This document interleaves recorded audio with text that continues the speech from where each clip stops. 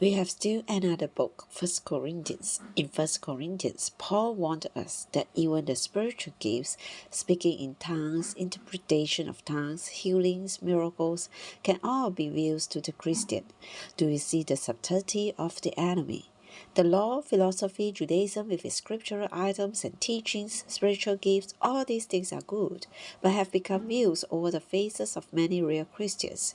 We all need to tell the Lord Jesus, Lord Jesus, I love you. I love the Bible because it reveals you, but I will never let the Bible become a view. I love you, Lord Jesus. I love you personally.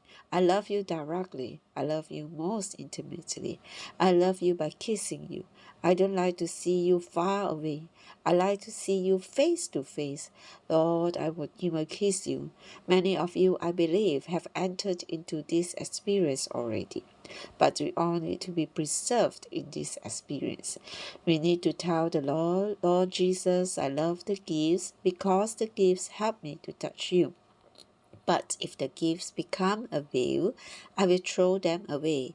I just love you, Lord. I love you personally, directly, intimately. I love you in a way that I can kiss you at any time. There is no distance between you and me, no distance, no separation, and no isolation. I am directly, intimately in your presence. If you are like this, you will be on the mount of transfiguration. You will be transfigured and you will shine. Many of us can testify about our folks. When they came out of their room after spending time in the presence of the Lord, their faces were shining, causing us to realize that they had been with the Lord. That shining subdues every rebellious creature. It subdues the husband, the wife, the children, and every kind of environment. This is the kingdom. This is dominion. Dominion comes from the shining. Jesus appeared in his kingdom when he was transfigured. He was shining as the sun. He had the image and he had dominion. Life study of Genesis message 9. God's restoration and further creation. Ultimate consummation. We continue with the subject of the ultimate consummation. As we have seen in the previous message, the first item of this consummation was God expressed and represented. That was the climax. Based upon this point, we will consider several other points. God blessed man to be fruitful. God blessed man to be fruitful, multiply, fill the earth, and conquer it.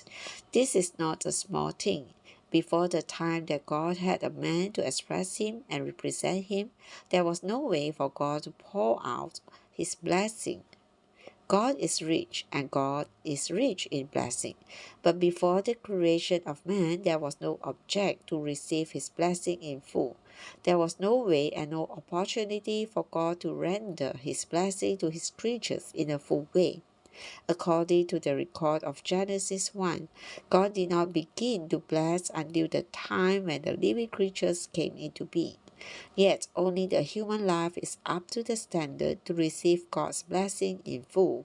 After God created man, he was able to see on earth a living creature bearing his image and having his dominion. Immediately God bestowed his full blessing upon man.